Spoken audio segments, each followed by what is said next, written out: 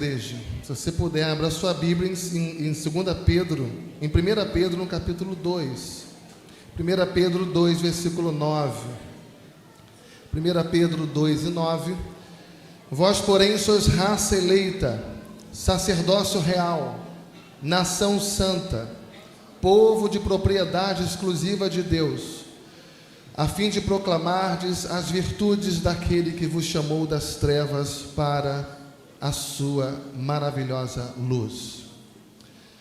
Observando seriamente o ensino da palavra de Deus sobre quem somos como igreja, raça eleita, sacerdócio real, nação santa, povo de propriedade exclusiva de Deus, povo com uma missão, abençoados e redimidos, nada mais nos resta senão amar a Deus, amar a igreja e proclamar o nome de Jesus.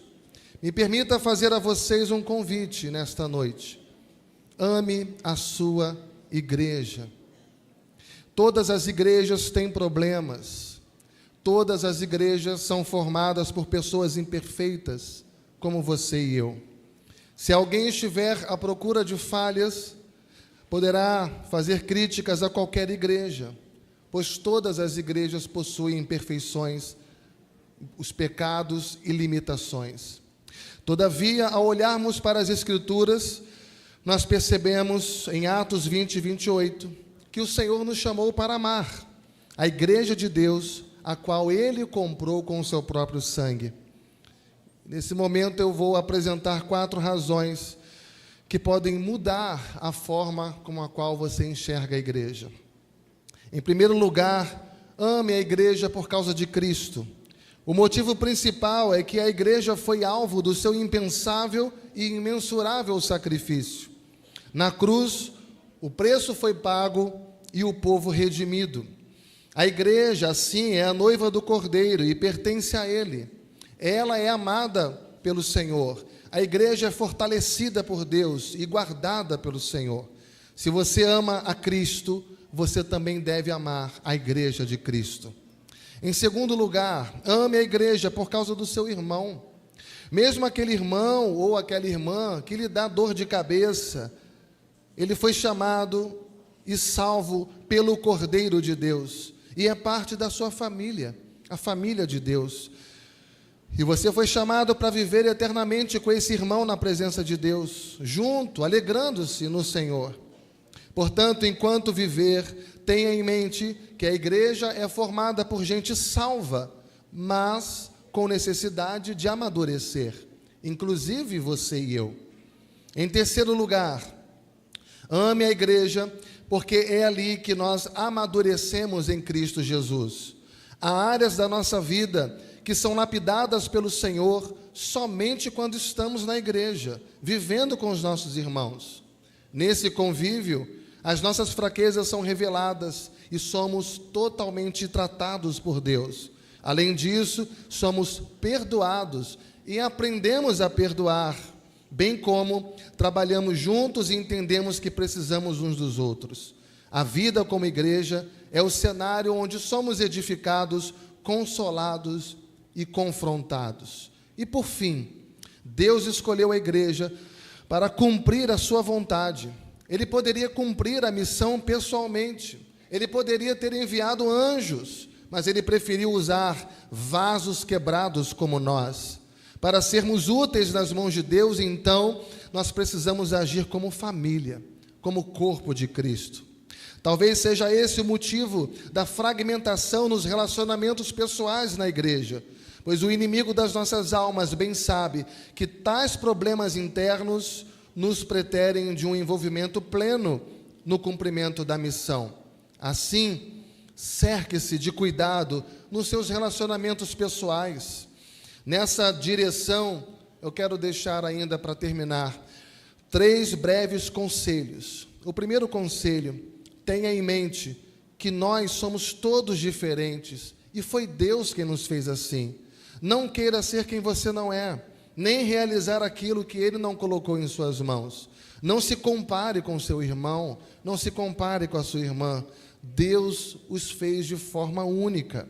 Segundo, busque o seu lugar na igreja. o que Deus o chamou a ser e a fazer.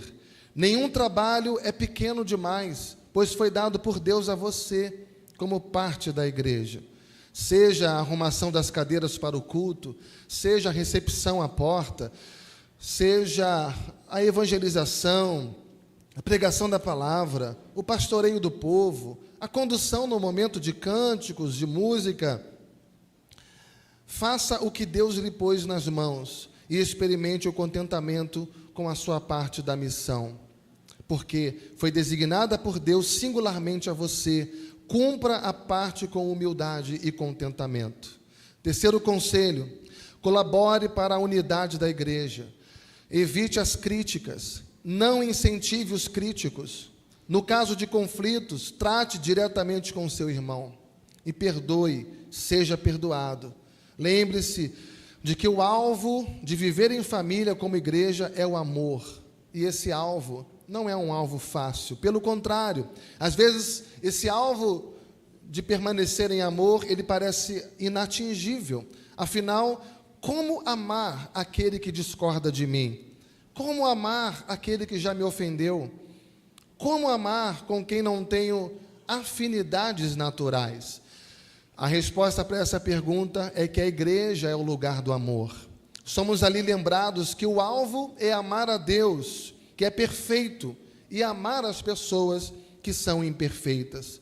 Paulo nos lembra que ainda que eu tenha o dom de profetizar e conheça todos os mistérios e toda a ciência, ainda que eu tenha tamanha fé a ponto de transportar os montes, se não tiver amor, nada serei. Logo, como igreja, o nosso alvo é amor. Ame a sua igreja. Seja aquele que mais deseja que ela amadureça, que ela cresça e floresça em Cristo Jesus. Igualmente, seja você o maior incentivador do plano perfeito de Deus para a sua igreja. Não seja um crítico, não se ajunte aos críticos. Elogie em público e trate dos problemas em particular.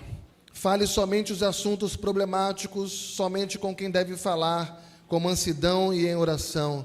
Não para quebrar, mas para construir.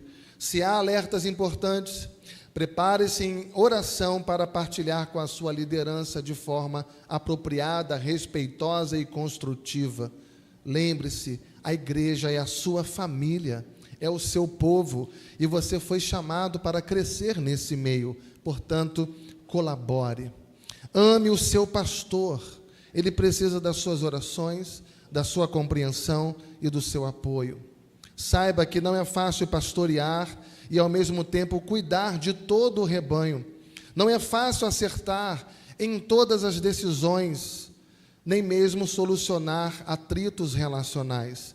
É árduo perseverar no ministério, é trabalhoso ensinar assuntos tão complexos e, ao mesmo tempo, manter a mansidão em situações conflitantes e recorrentes. Se todas essas batalhas já são desafiadoras por si só, acrescente-se o cuidado com a sua própria família e a dificuldade de obter tempo de descanso em meio a tantos afazeres. Ame e cuide do seu pastor.